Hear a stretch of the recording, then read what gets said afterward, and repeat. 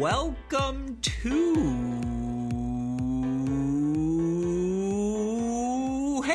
Great Shot. This is the Great Shot Podcast, a Cracked Racquets and Tennis Channel Podcast Network production. My name is Alex Gruskin. On today's show, we have our final preview podcast for the 2021 U.S. Open, a conversation about the top dark horse candidates in the women's singles competition over the next 2 weeks in New York. Joining us for that talk is a returning champion here on our Cracked Racquets shows. You know his work from Grantland, from The Ringer, of course, now as a writer for The Guardian Sports. It's my friend Tumaini Carriel joining us for that conversation. Of course, parity has been a theme on the WTA Tour over the past few seasons, and so from the start we discuss, is anyone really considered a dark horse, or is everyone just straight up a candidate to have success at this event in New York? Of course, we do get into a couple of specific dark horses as well, players like Angelique Kerber, Sarah Sorribes Tormo, Danielle Collins, Daria Kasatkina, Clara Tauson, and so many more of the players whose name may not jump out to you immediately. They may not be a top 10 seed, but they are certainly players who not only can make the second week, but perhaps even do a little bit of damage once they get there. It is a fantastic conversation I know all of you listeners are going to enjoy. Of course, before we get to it, I will quickly remind all of you, if you have missed any of our preview podcasts, you can find them all in our U.S. Open preview guide on the website, crackrackets.com. We've had so many great guests this week. Chris Otto, David Gertler. Of course, we had Tumaini here today, Jeff Sackman, Gil Gross, David Kane. It's been a really, really fun time for us to just kind of take stock of where we're at entering the year's final Grand Slam. But of course, if you've missed any of those conversations, you can find them all on the website, crackrackets.com. You can find them all here on the Great Shot podcast feed. Of course, mini breaks each and every day recapping the action in Winston-Salem, Cleveland, and Chicago. Cracked interviews as well, speaking to some of the standout players from those events, talking as well to players that we got the chance to speak with while at the Lotto Elite Pro Tennis Challenge in Pennsylvania, coaches during my time at Kalamazoo as well. So a ton of content for all of you Cracked Racquets listeners as we approach the home stretch of this 2021 season. Of course, also, I want to remind all of you that these podcasts are made possible day in, day out because of the support we get from all of you, because of the support we get from our friends, our Patreon family, and of course, because of the support we get from our friends at Turn of Tennis. You all know the deal, so I'll just keep it simple. Sales@uniquesports.com or call 800-554-3707. Mention Cracked Racquets sent you as well to join the Turn of Tennis family. But with all of that said, let's get to it. Our final preview podcast, talking top women's dark horse candidates at the 2021 U.S. Open with the one and only Tumaini Carriel.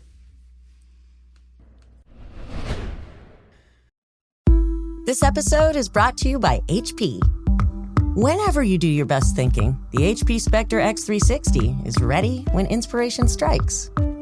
With power save for battery life and focus mode to multitask, you can do your best thinking whenever and wherever it happens. You can't always schedule when and where you might have a brilliant thought, whether it's in the morning or before bed, when you're at your computer or away from it. Thinking can happen anywhere and anytime. The HP Spectre X360 2-in-1 convertible PC with Windows 10 saves battery life for whenever an idea hits you. HP Spectre X360, a more thoughtful laptop. Joining us on the podcast today for our final preview show of the 2021 U.S. Open to talk about the top women's singles dark horses entering the event is a returning champion here on our Cracked Racquets shows. You know his work covering the game for The Guardian. I know him as my friend Tumaini Carriel. Tumaini, welcome back to the show. Hey, great shot. How are you doing tonight? A typically great intro. I'm doing great, thanks. Good to be back. It's been a while, actually. So. It's been far too long since we've had you on the show. Every time I see you appear on No Challenges Remaining, I get a little jealous because I'm like, A, I mean, Ben hasn't invited me on in a while. B, I'm like, why didn't I invite Tumaini on? That's good thinking by Ben. He's ahead of the curve as always. But no, it is great to have you back. Unfortunately, we're not able to both do this live in New York. You are covering the event virtually. I had my credential rejected. That's a story for another time. But of course, I do appreciate you coming on the show to talk about the U.S. Open, the year's final Grand Slam. It feels like it's a really interesting time right now in tennis, and that's where I want to start today's conversation even before we get into any names. Let's just talk in general about the generational shifts we see occurring in both the men's and women's game. I've been asking everyone about this, curious where you sit on this subject. On the women's side in particular, I mean, the one stat that jumps out to everyone, it's first time since 1996. No Venus, no Serena, no Federer, no Rafa in the draw. Obviously, I was born in 1995. That's a generation. That's 25 years of tennis with those four people appearing in a main draw of a Grand Slam. You look on the women's side right now. I don't think we've had a clear hierarchy emerge the way we have on the men's side. I think the picture's still a little bit muddy. But I would argue, right now, the quality it takes to be a top 30 player is probably higher than it has ever been in the women's game. And so, given our topic here is dark horses, I'm curious, why do you think is the reason for that? For me, it's the generational shift. It's that we haven't had the clear number one emerge. Now, Barty's coming, and we can talk about that obviously as well. But it just feels like so many of these players, whether it's the Coco Gauff generation, players like her and Clara Tauson, who's won a couple of titles this year, and Ann Lee's been firing up the rankings. Claire Liu's had a fantastic year as well, whether it's players a little bit older than them. Obviously, the Sabalenkas, the Osakas, the Sakuris, Krejcikovas, Kontave's of the world coming into their own. Jess Pegula, Jennifer Brady have had outstanding seasons, of course. Above them, you still have someone in Karolina Pliskova who's clearly playing really good tennis. If Simona Halep was healthy, she would have been a contender at each of the slams. We didn't talk about it because she got injured, but she was excellent in 2020. She only lost like 3 or 4 times, limited match play, but she was really, really good last season. And so it just feels like we have this confluence of generations all still either scratching at or well within their primes in a way that I just can't remember this sort of depth in women's tennis during my time watching the WTA Tour. I'm curious how you feel on that topic. Yeah, it's funny because sometimes I'll talk about the depth in women's tennis and people argue against it. People have this, some people just have this view of, well, they think of the time when, you had Justine Henin and Venus, Serena, Capriati as kind of the golden era of women's tennis, and that in their minds this doesn't match up to it at all. But when you speak to any of the players, whether it's ones now, whether it's Maria Sharapova back when she was playing, or almost everyone seems to believe that the depth, that it's just not how it was before. I mean, I think it's pretty clear as well, but to hear from the players, back in the past, that there were easy matches. There were, where matches they would view as easy, but now kind of there is like just a base level of quality in which a lot of players are capable of going deep into tournaments and beating top players. They don't do it, they don't necessarily play at that high level every week and every match, but they all have this capability. And think looking at like the seeds and even beyond them, but looking at the seeds, it's very few players that in the top 30, top 40 that you'd see them in a slam quarterfinal or even deeper and be in a slam quarterfinal and be surprised really, or think they look out of out of place there. And why? I mean, partly I think it's just things progressing in terms of, as we talk about with everything, players becoming more professional and all of that stuff, and just the competition generally improving. I think it's also part that because I don't know that there are. I mean, women's tennis does kind of lack the top players who, who can do what Barty has been doing this year, and going deep week after week after week. And those players, and I guess in that place, there's just a lot of there's a lot of, I'd say, very good players instead of exceptional ones, if that makes any sense. And so I definitely agree that this is a time of great depth, and just that there's just many different players within the top 100 that I'm very happy to watch, let's say. Yeah, no, and case in point, I think there have been something like 32 or 33, I'll get the exact number, WTA events, maybe even more than that at this point this season. But we have over 25 individual winners of WTA events this year, and there are only 6 women who have won multiple titles on the season. And when you hear the list, it makes sense. It's Ashley Barty, Aryna Sabalenka, Iga Swiatek, Barbara Krejcikova, Daria Kasatkina, who has been sneaky excellent this year and will be coming up later on in this podcast, as will, I imagine, Danielle Collins. And by the way, those are 6 names that make sense. Those have been 6 of the standout players this season. But of course, I can also throw at you the Elena Gabriela Russa title from earlier this year. I can also throw at you the Astra Sharma title from later this year. And that's not to say, or that's not to be disrespectful to those players who played fantastic weeks of tennis, but I could also throw in Maria Camila Osorio Serrano, or I could throw at you again the 2 Clara Tauson titles.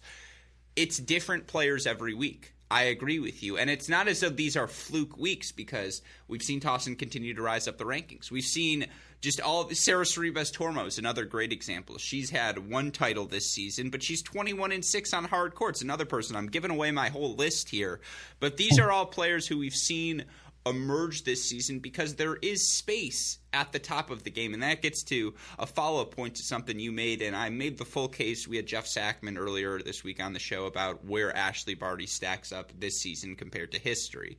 And the consensus we had was, at this point, it's not quite on the Serena, Seles, Graf, Navratilova, Everett level. It's not quite there yet. But it is on the Venus level. It is on the Sharapova level in those prime seasons, or at least she is on pace to do so here with a strong finish in New York. The thing is, there is no top tier player right now. Now, and case in point, you look through Sharapova's career, yes, she reached number 1 in the world, but she was never the prohibitive number 1. Same deal with Venus Williams. Yes, she reached number 1 in the world, but during their primes, they were never the prohibitive number 1. Now, Ashley Barty is the prohibitive number 1 right now, but I think, and this is my question to you, who is the most dominant player on the WTA Tour? I mean, this season it has been Barty, but when she plays her best, all you have to do is look back to the 2020 U.S. Open, 2021 Australian Open, and the answer to that question is Naomi Osaka. And so some of that is obviously Osaka-driven hesitancy regarding Barty, but all of this is to say, the depth, like I said at the top, I think it's harder to be a top 30 player right now than it's ever been in the WTA Tour.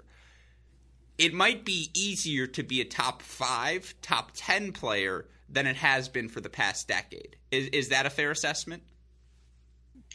Yeah, I agree. Well, is that what you? Yeah. I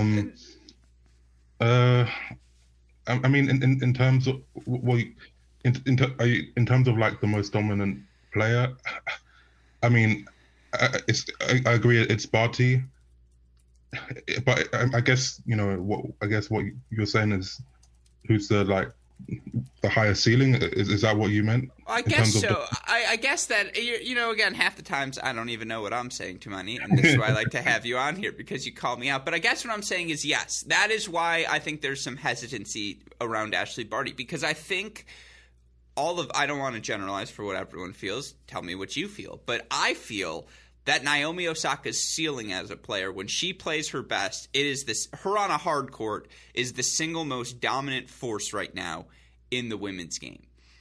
And that she's not number 1, I think contributes to this idea that it's a little bit soft at the top. And it's just like, okay, it's her, it's Barty, but who else? Like Sabalenka, to the hardcore fans, has been awesome. But she hasn't. She's got the Wimbledon run. That's really it. There are two players who have made multiple Slam quarterfinals this year. It's Barty and it's Karolina Mukova. There is one player who has made the fourth round at all three Slams this year. It's Iga Swiatek.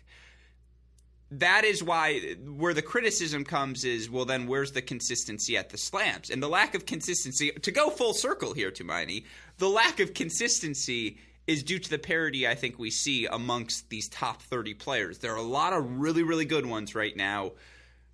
Maybe one or two greats. Yeah. No, yeah.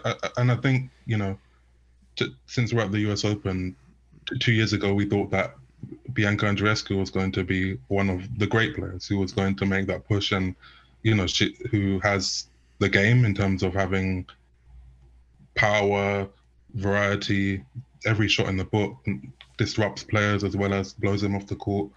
But she hasn't, because of the injuries and because of all of that stuff, she hasn't been able to make that next step. You have, you mentioned Swiatek, who is still kind of putting the piece, who's been, even aside from, she's had a good year, but she's still she's still 20 and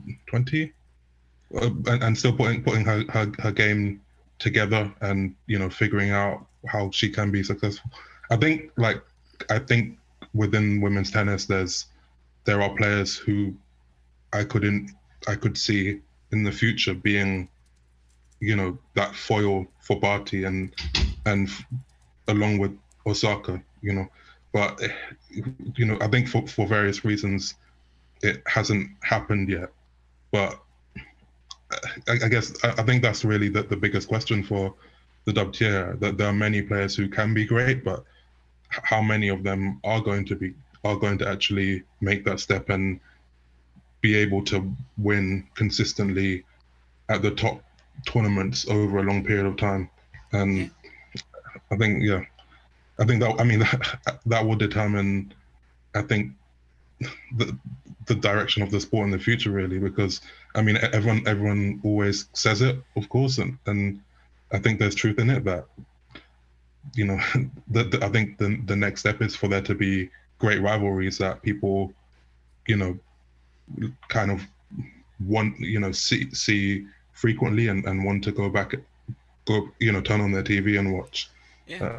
No, and I think the good news on that front is that in the top 20 right now, I think only 5 of the players are over the age of 26. And it's Muguruza's 27, Pliskova's 29. You've got Kvitova 31, Pavlyuchenkova 30, Kerber 33, Halep 29 as well. I missed her, excuse me.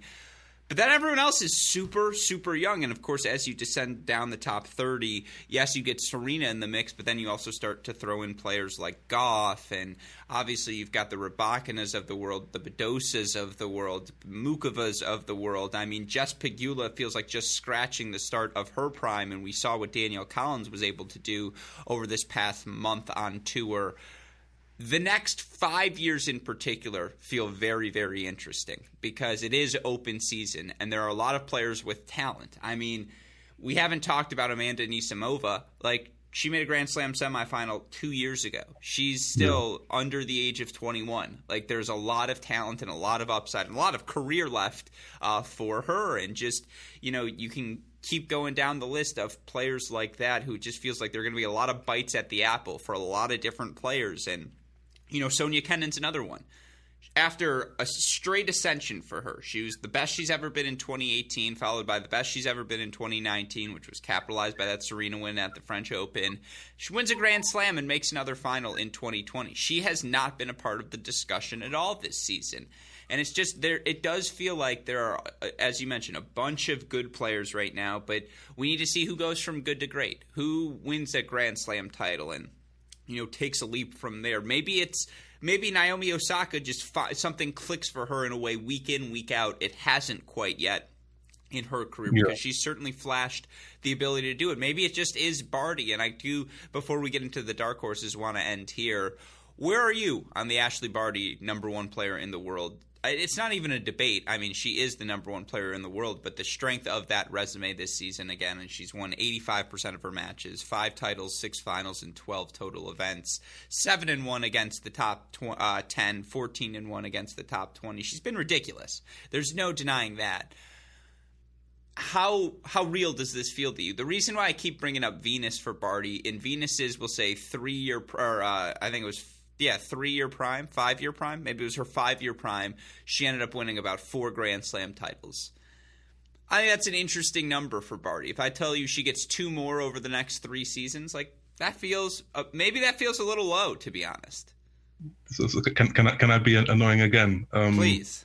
I would say that, you know, I'm not sure what you talked about on your previous podcast, but I don't necessarily agree with the Venus and Barty comparison. Okay. Because Venus was never like the dominant number one, but she did go through a period where she won 4 of 6 slams. You know, in 2000 she won 35 matches in a row, and you know her ascension was kind of stopped by Serena. You know, if Serena didn't exist, I mean, the world was kind of hers. And so I don't know. I don't see that happening. You know, I mean, maybe it will, but even if Osaka is at her, you know, at her best and you know figures out how to win consistently, I don't see Barty having. Well, I don't see any player just doing what Serena kind of did, you know, and just taking the sport for themselves. I don't know where I'm going with this, but... Well, if I may, I actually kind of love that comparison, and I'm going to double down even more. Nothing, given what we've just talked about right now, the lack of a great player, in the next 3 years, let's say that great comes along, or let's say something just clicks for Sabalenka at the majors, because she's the one for me, the power game she can play, her best right now, it's as good as anyone out there. Let's just say it's her. She's the one who clicks, goes from good to great. Stops Barty's run here because she's got the big serve into the one-handed backhand, and it just ends up thwarting Barty's run.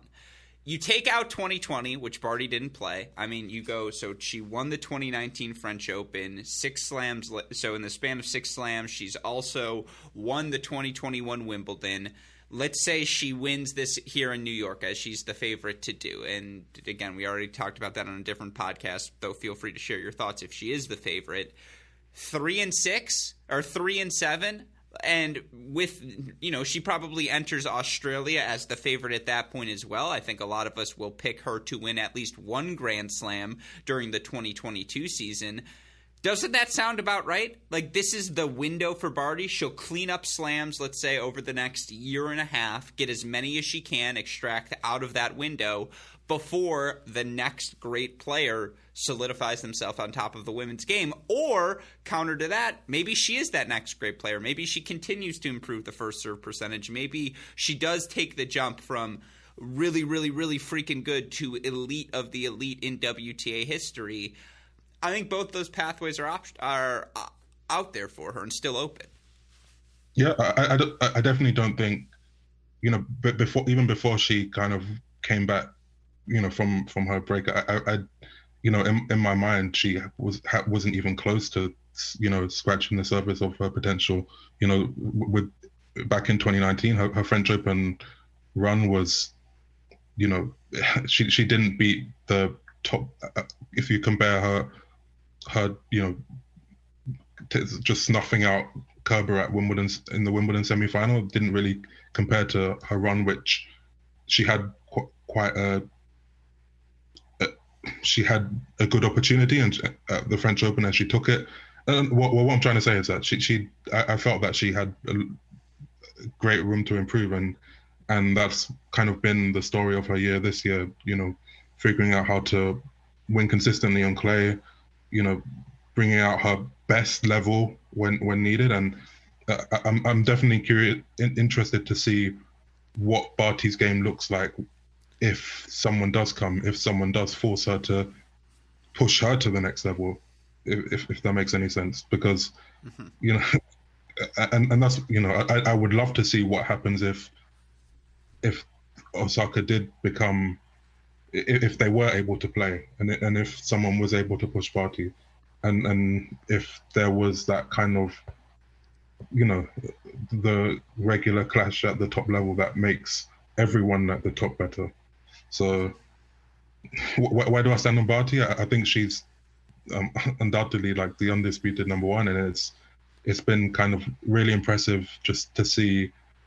She was well aware of the way people were speaking about her when she wasn't competing, and when people thought that she shouldn't be number one, and it's just really impressive how she's kind of stamped her authority on the tour and made that undeniable, in my opinion. And now she's thrown the gauntlet down, and now we'll see if anyone can, follow her. She's not just number one; she's number one by 3,000 points. That's ridiculous. Yeah. That's crazy, and she's got over 10,000 points. It's not like she's which is crazy. Yeah, she has been dominant, and in the big events this year, she has brought her best. I agree with you completely. There is no denying Ashley Barty. It's been one heck of a year. Even if she doesn't win in New York, she has cemented herself in the conversation. And again, even if we're saying, Venus and not Serena, who's one of the 10 best players in tennis history, Tumaini?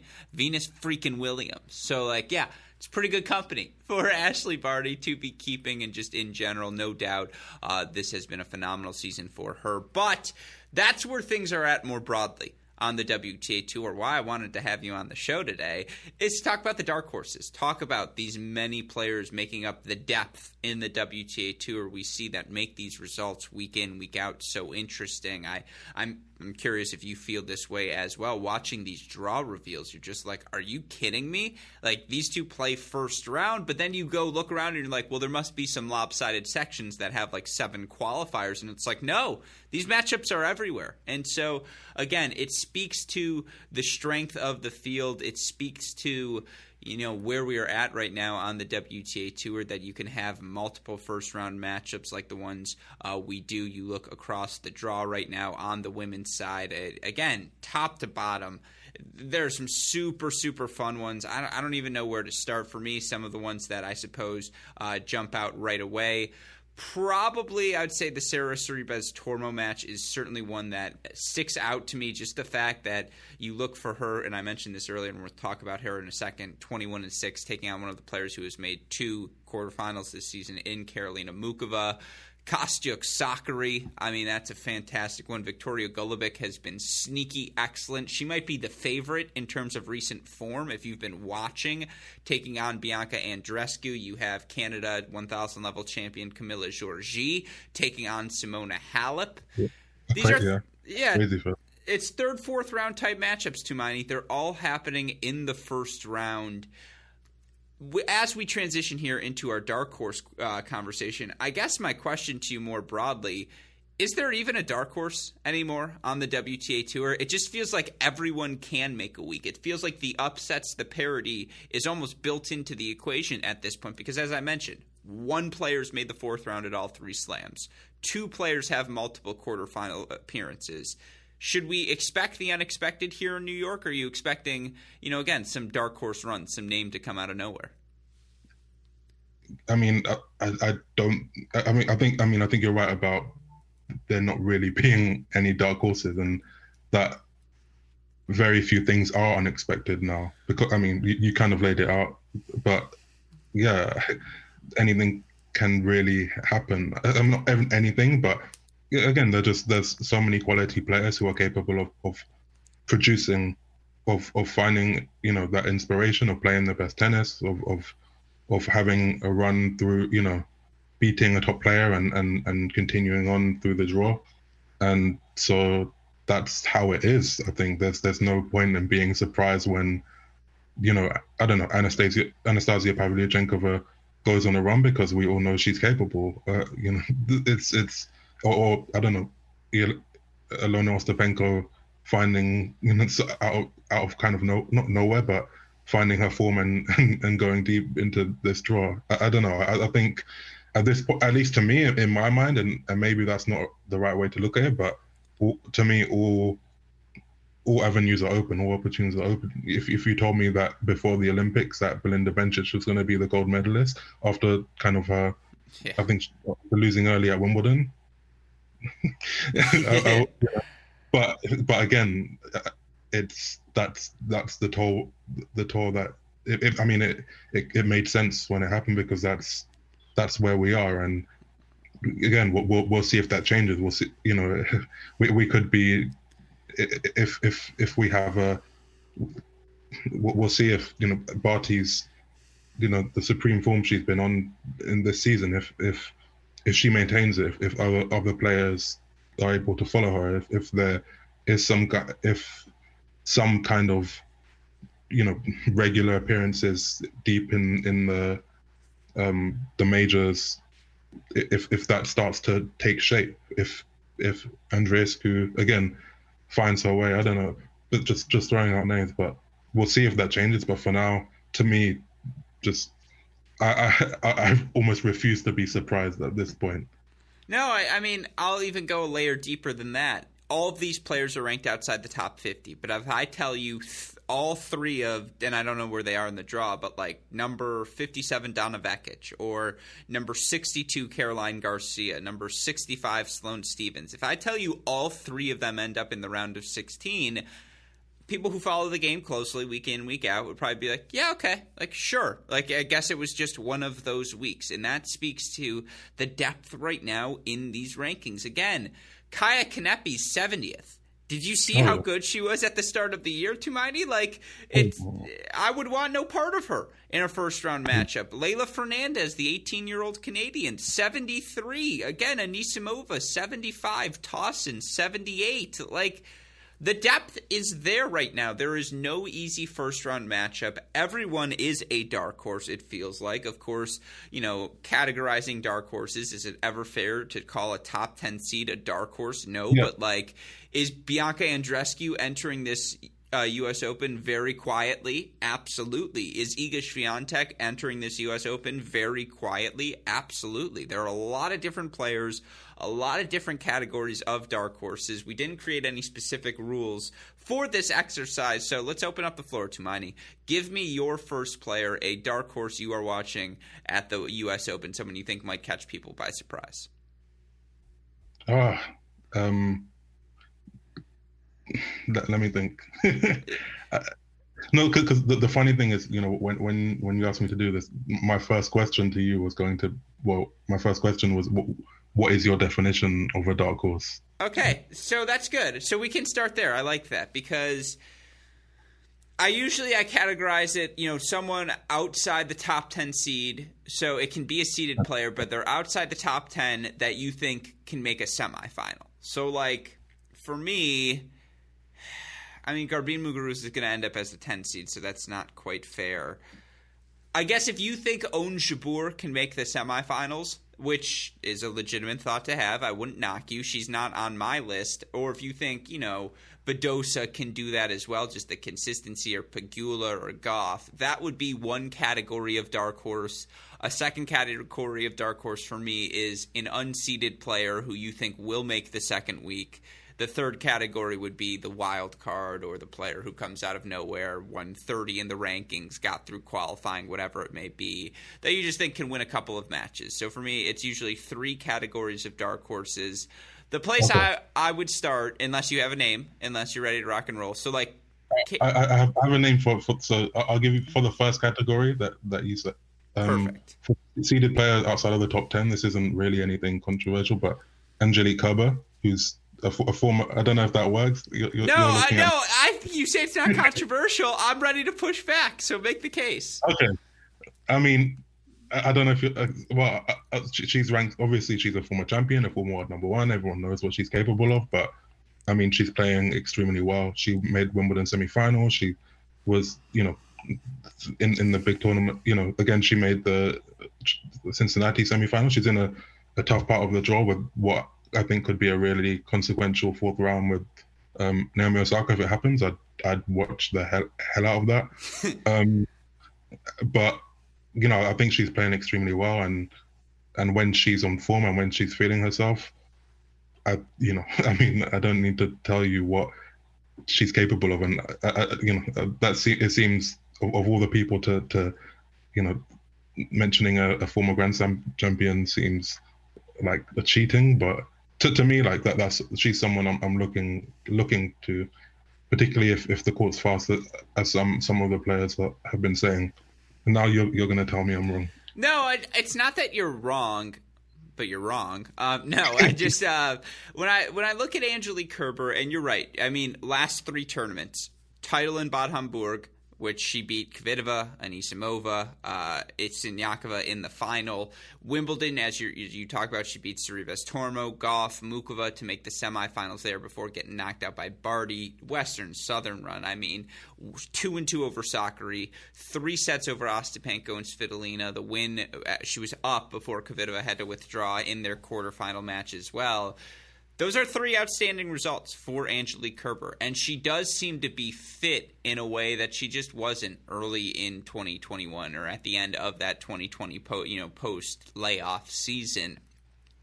That said, I just don't think her peak is as high as some of these other young players right now. Why I don't have it as a dark horse candidate is I don't see the quarterfinal run.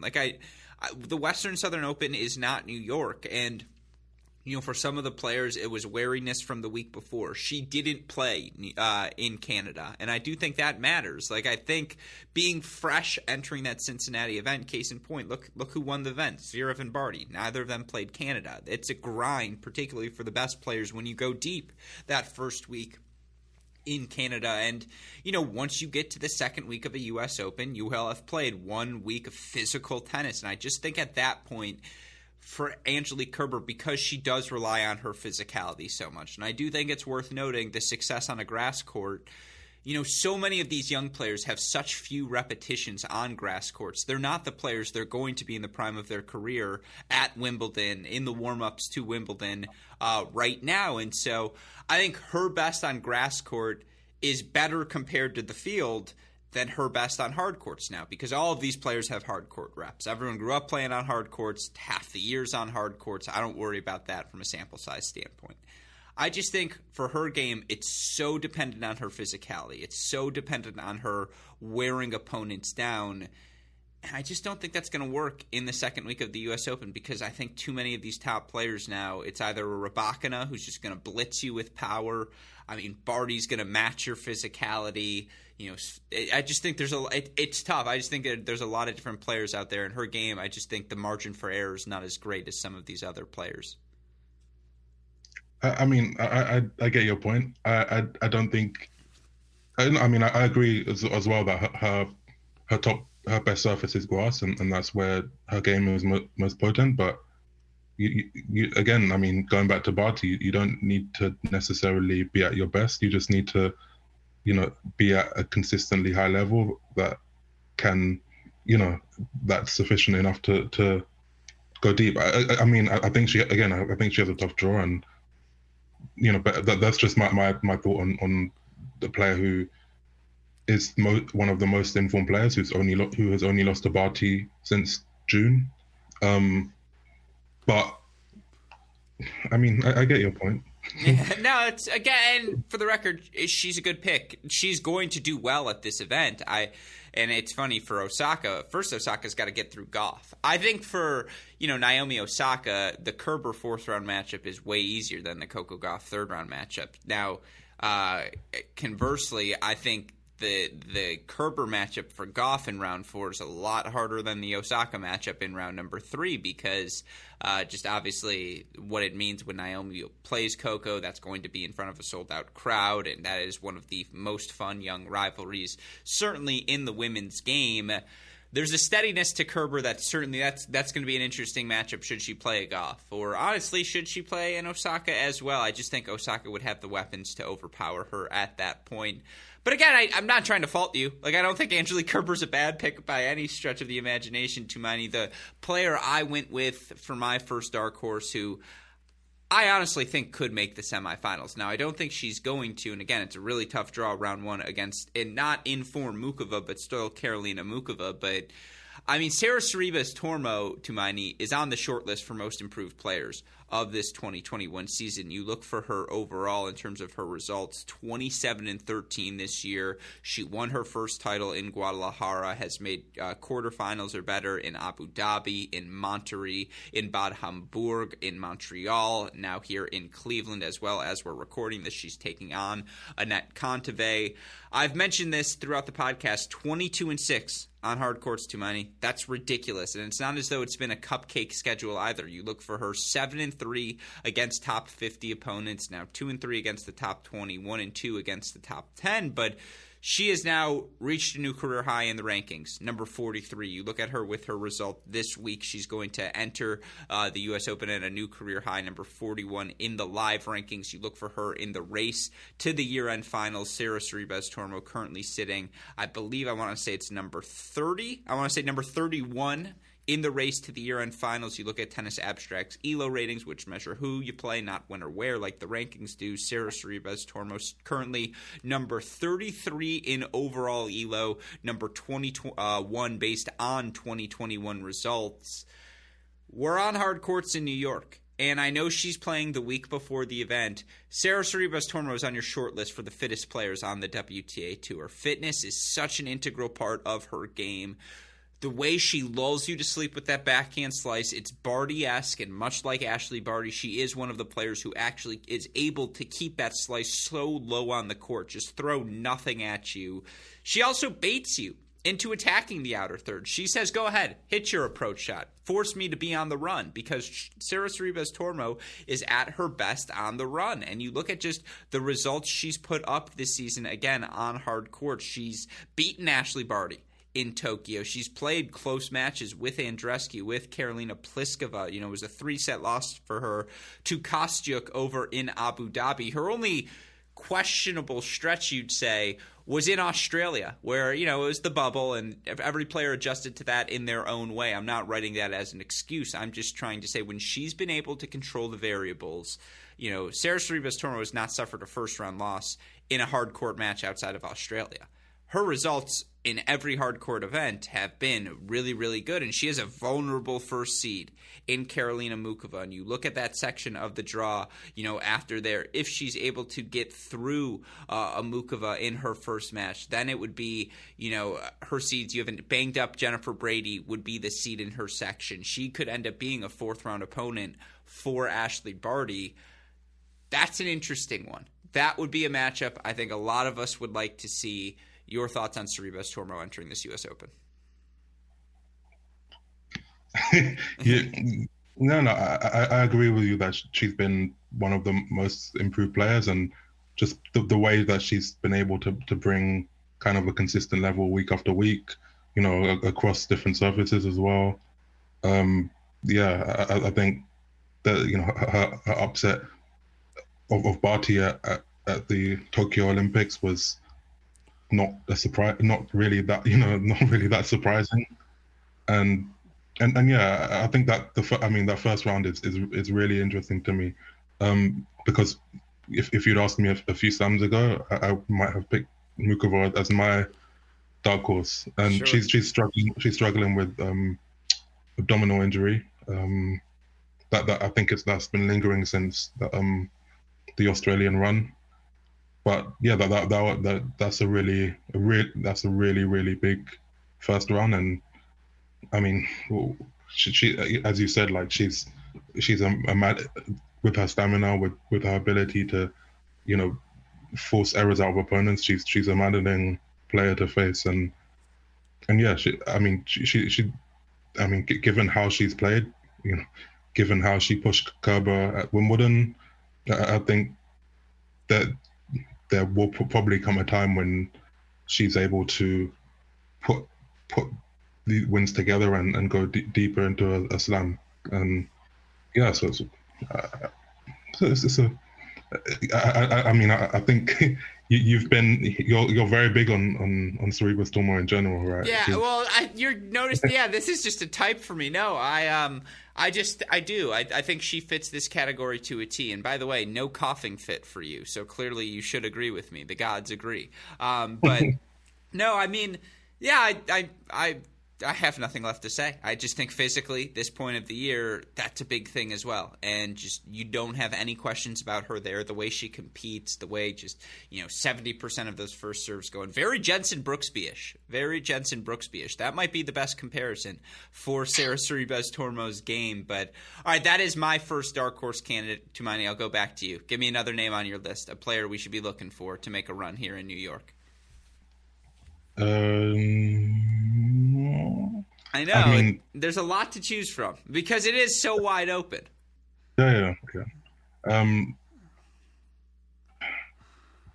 I've got to look at the draw. I'm sorry. No, it's okay. Again, it's tough too because the draws have come out now, so you don't want to just throw a name like on paper. Golubic would have been an easy pick, but she's got Andreescu. First round. Like, that matters for sure. That said, should Victoria Golubic get through that first round match, you're not going to find a more beautiful one-handed backhand in the women's game. You may not even find another one-handed backhand in the women's game right now other than Victoria Golubic, who, oh my God, is that wing explosive. And she's not on my dark horse candidate list for the record, but she should be. But there's a lot. Again, that's the thing is I can do 30 seconds on each of these players as a dark horse if you want to, Miney. So, again, whomever you think. Give me your second, and I'll. All right. I'm gonna go. Well, I already did the Danielle Collins conversation on our State of the Union American Women's Edition entering this, but I'm curious where you are on Danielle Collins because certainly you look at her results over the past month, she has been maybe the best player in the women's game in the month of August outside of Ashley Barty. You look at what she was able to do over the past few weeks for Danielle Collins, who, by the way, now up to 8th in 2021 ELO. She's up to number 19th in overall ELO. You look for her here during this 2021 season. She's 29-11 overall. You look at her results since the end of Wimbledon. Quarterfinals in Hamburg, she lost in 3 sets to the eventual champion Rusa. She then goes semifinals Budapest, title in Palermo, title in San Jose, 3-set loss to Pegula in Montreal. She then retires with an injury in Cincinnati, but that's a lot of tennis on the body over a 5-week stretch. Of course, she comes in fresh now. I like to make clubs, as our listeners know, here at Cracked Rackets. I like, via our friends at Tennis Abstract. I do top 15, top 10, 15, 20, 25 club, the players who rank top all of those categories in both hold and break percentage, because I often think these lists reflect what we're seeing. There are 8 players who rank in the top 20 right now in both hold and break percentage. Swiatek's the only one who's top 10 in both. Muguruza and Jabeur top 15 in both. Then you have a group of Barty, Sabalenka, Serena, Sakkari, and Danielle Collins. 8 players who are top 20 in both hold and break percentage. That matches up with my eyes, Tumaini. That is what I am seeing with Danielle Collins, and she's always been a player. Former Grand Slam semifinalist. I think that's the 2018 Australian Open. Her best, the power tennis she can play, it's as good as you're going to find. And there's a fierceness to her. Obviously, her commands are the calling card. But just the way she competes, she's not afraid of any opponent, any stage, any crowd. I haven't looked at her draw, but I don't need to because Danielle Collins believes she can beat anyone. And when she plays her best right now, she really can. Now, I do have some stats to detract if you want to hear them. Of course, you look for her in terms of the opponents she's played here this season against the top 20. She's 4-4 against the top 10, 2-2. Versus opponents outside the top 50, she's 22-4. So she's feasted on them here this season. At the same time, didn't we just do the first 40 minutes on the parity and how difficult it is to feast on those sorts of players? And she's doing it. And so there's been a consistency to Collins as well. I'm not sure if she's going to be seeded or not. I'll look through the draw momentarily, but she's on my short list. Like, if I tell you she makes the quarterfinals, semifinals here, she could beat anyone if she's hot. So she's on a third round collision course with Sabalenka, which would be very interesting. Breaks my heart. Why would they do that to me? But so I should say here, I have a confession. Unfortunately, I was at the Tokyo Olympics, and I didn't watch a single point of Collins' amazing run. But I've always been like, as you said, really big on her just the mixture of being such a great athlete and such a great ball striker. And anytime you get that together, obviously she's had, consistency problems, but just over her career, but just those two assets can just produce such great tennis, and particularly with just how just clean and pure her backhand is, and way she can just strike winners from any part of the court. But she has a tough draw. I'd say someone who I like. I think so. Elena Rybakina's kind of she's cooled down since the French Open and then Wimbledon, but I like her draw. I think. I mean, again, I don't know. It feels weird picking people when they could easily be. She's in a section with. She's near Halep and Georgie. Could be Georgie who burst through that section. But I do think I've been really impressed with Rybakina during this the spring summer, and I think I could see her again having another nice run into the second week and maybe further with just the potency of her game, her serve, her backhand, just the weapons and the weapons that she's kind of slowly learning how to put together and when it matters. So no, I agree with all of that. I think it's so tough to do this podcast in particular. This is why we saved it for last, and with such an exceptional guest, is because obviously you can pick anyone. Camila Giorgi is a dark horse. Jill Teichmann, we just saw what she does when she plays her best tennis in Cincinnati. She's a dark horse. I mean, again, the entire American Women's Tennis State of the Union podcast we did, from Ann Lee to Anisimova, I'm not going to repeat myself, but all Shelby Rogers, we saw her do it last year. Jess Pegula has made quarterfinals or better of essentially every major hard court tournament this season. All of these players are in the mix. I agree with you. And so it makes it really hard to single out any single player. Rybakina is one who makes sense because her best and I don't think I've given you this rant. Our listeners have heard it before about Serena Williams' Power Tennis Country Club. Have I told you this? Guys, trying to figure out again, because I like to make clubs, it really started with a take that the thing Serena did different than everyone else in the history of women's tennis is her serve. Her serve was singularly better than everyone else's, still stands to this day. That's what makes her the elite of the elite. And it was like, who else can do that, though, for the first time ever? Naomi Osaka. Naomi Osaka is the first player to flirt with that plane of serving in the women's game where it's like her and Serena. But a two-person club is no fun. So we expanded it to that Serena Williams Power Tennis Country Club. Who's got the power game where they're just going to hit you off the court, and when they do, they're going to beat you. So like Petra Kvitova, beautiful corner house in the country club neighborhood, right? She's obviously a Power Tennis Country Club. Yelena Ostapenko's that corner house at the back of the neighborhood that everyone's like, ooh, do we go up to that? I'm not sure. We don't really know her that well, but we know she's got the power tennis. When it's firing, it's firing. All that is to say, people have heard me say this before, Rybakina is not a club member yet, but she's allowed to come on weekends for meals. And if she wants to golf at the local club, she can golf there as well, because when she plays her best power tennis, it is that gear. It is, I'm hitting through you. It's one speed, but this speed is going to beat you. And she moves really well for her size. And she's just, again, both wings. It's not just a forehand. It's forehand, backhand. She's a comfortable volleyer. I'm on the Rybakina bandwagon. I agree with you. I mean, she, since the start of 2020, really on hard courts in particular as well, she's just been excellent. And so, no, I think that's a really good pick. I have no problems with that one. I would flip gears here. What do you make of Daria Kasatkina's season this year? Because obviously Kasatkina is a player who has been top 10 in the past, and she's a player who has had, made quarterfinal run at the French Open. You look for Kasatkina here this season. I think she's been one of the steadiest players on the year, and just, again, probably the comeback player of the season. You look for her 29-15 overall. That has her ranking 25th in 2021 ELO, 26th in overall ELO according to the WTA rankings. She's currently 27th. You look for her here in 2021. She's 33-16 overall, Tumaini, she's won titles this season at the Phillips Island event in St. Petersburg. She made a final in Birmingham as well, final in San Jose before she was knocked out by Danielle Collins. You look for her record via, breakdown by opponent against the top 50. She's 13-10, 4-4 against the top 20, 1-3 against the top 10.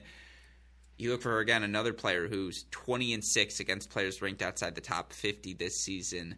There's no doubt she's reestablished herself in that top 40, top 30 mix, that she should be amongst the seeds at slams. She's also an outlier game to me, Tumaini, in that it's not predicated on power. She's very much one of the better, again, more fluid athletes, one of the best movers in the game, someone who's also very good at moving the ball around the court, her ability to hit short angles and play the slice and just, hit all of the different serves. Super impressive. And then, of course, she can crank the forehand when she wants to as well. Very Tommy Polish in terms of that sort of athlete. It's just very fluid, very easy on the court. She a dark horse in your mind? She's actually in Rybakina's section, which is a nice place to be with Svitolina. Mm-hmm. She's drawn to. She has a tough, not a tough, but she faces the kind of perennial dark horse Svetlana Perongova in the first round. Mm-hmm. But I like her spot in the draw, and also I agree that she's had a really consistently good season, and it's interesting to me that she her best results have actually come off clay. She performed well on grass and also on hard courts, and to me that you mentioned her forehand, and she's such a completely different player when she trusts her forehand and is comfortable accelerating and cranking, as you said, cranking it up and taking on opponents. Doesn't have to be every point. It doesn't have to be, constantly. But when that's part of her arsenal, and she isn't just, being too passive, she's a completely different player. And I think she's been, just has a lot more confidence in that stroke. And I guess we've seen in how she's been able to just produce good performances, most weeks. And yes, I think she. Definitely being in that section of the draw, I'm not sure what her head-to-head is with Svitolina if they do face each other, but it's not, at slam it's often not a bad place to be. Yeah, no, definitely. And so she's someone I have circled, but again, I know it's late. I don't want to take up too much more of your time. There are a bunch of different names out there. Where are you on the Tossin? The Tossin, is it standing? I don't know what the word the kids use nowadays, but where are you with your Clara Tossin takes, I suppose? I watch her backhand, and it's love at first strike. I mean, oh my God, her ability to hit that backhand down the line, Tumaini, it's just like that. You're just like that one. I want that one. That's the good one. Okay. And sometimes tennis, as much as I like to bring in the numbers, it's very much an eye test sport. You can see it when someone's got it. You can see it when someone doesn't. She's got it. The power factor, the ability to craft points, the comfort level moving forward, the lack of fear to play big and on her terms on the big points. I think she is someone who you have to consider a dark horse. I mean, honestly, the size of Ludmila Samsonova, I'm so intrigued where she goes. Like, watching her grass court run and just the tennis she can play. She's only still like 22 years old. I think she's another player to watch. Yeah. There's a lot of different names out there. Am I missing anyone? No. So Samsonova, I watched her a lot. It's funny because I watched her a lot, like in lower level tournaments, and it wasn't until, and I knew like she huge hitter, whatever, and it wasn't until watched her actually make dub tier level and saw her like the serve speeds that I realized, holy crap, all of these serves are 120 mile an hour. Not all of them. I didn't, I knew she was hitting hard, but sometimes you don't realize until you see, the speed gun. And she's just she's bursting with weapons. So on Tarson, I really like that. Yeah, she's great off the ground. Her forehand is also really heavy and can just hit hit so many players off the court. But I've read kind of some of her interviews and that she and her coach, like I've spoken to her as well, she and her coaches are really like intent on her being an all-around player. which is not what you always hear from players who have that weaponry, and you know, she wants to have that toolbox and to have different options on the court, and I think that really bodes well for her, and she already is capable of doing, like, very, as you mentioned, of doing more than just crushing the ball, and I think that bodes really, really nicely for her in the future. No, I would agree with you. I would also say, I'm just looking at the rankings now. Marie Bouzkova's down to number 87 in the live rankings. That might be the best number 87 ever. Like, it's just like, how is she 87? Like, again, there's a lot of talent. And no, I would agree with... I was just going to say, she faces Osaka, I think? What? Yeah, I think her first round's Osaka. That's just brutal. Ugh. I mean, that's what we're talking about. Yeah. Yeah, you want to know who's 88? The best 88 of all time, Anna Konya. It's like, what are we doing here? It's crazy. And it's like, honestly, she probably should be 88 right now just because she hasn't played as much as the others, even if we know how good her best level can be. So, again, it's a tournament filled with dark horses. We could do 20 minutes on Maya Sharif if you want. Obviously, she's playing some outstanding tennis right now. And, you know, there are U.S. wild cards, Katie McNally, Haley Baptiste, who I think are all really, really good as well. There's a certain British 18-year-old who's being hyped. Emma Raducanu. No, I'm just kidding. Emma Raducanu is super, super talented. There's no denying that. And I think it's scary because for the first time, it's someone who's straight up younger than my younger brother. And I'm just like, this is too much for me. But no, it should be a really fun event with that in mind. No one likes to give predictions, but I always like to ask for them. So, women's title. We'll start there. Who earns the crown, Tumaini? Who are you leaning towards? I was asked this recently. I gave the most boring answer you can possibly imagine. Barty? Yeah. I mean, and also men's, Barty and Djokovic. But my non-Barty pick would be... I'm not sure. The good news is there's a lot of value in this pick, so it matters a lot. So, you know, don't give me something. You should have gone with Rybakina or Golubic or Herzog. Just give me something funky. Camila Giorgi. Yeah! I'll take it. No, I mean, I think it's Barty or Osaka. For me, it's Barty's the favorite right now, but if Naomi makes week 2, she becomes my favorite. And I mean, I agree. Yeah, I have to wait and see what Naomi looks like. But as soon as, no, complete. I think everyone will know, like, if how Naomi's looking. Yeah, exactly. I actually think she looked pretty good against Teichmann. Like, I don't think she played poorly. I think she served poorly. I don't think she played poorly. I mean, when Teichmann continues and reaches the final, you know, it's hard to really. Exactly. So who's yours?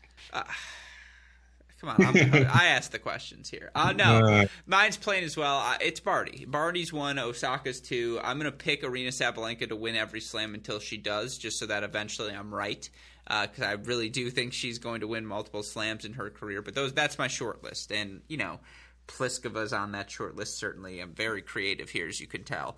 Muguruza, for me, is the name. I watched that Middle East swing. She was the best player through the first 3 months of the season, and she had the match points on Osaka. And just if she can hit that, she can win this event. Yeah, I can't remember if it was Wimbledon or French Open, but I picked Muguruza for one of that, and I've been scarred by that. No, it's fair. I said she was going to win a Grand Slam this season, and so I just I guess by virtue, I have to pick this one.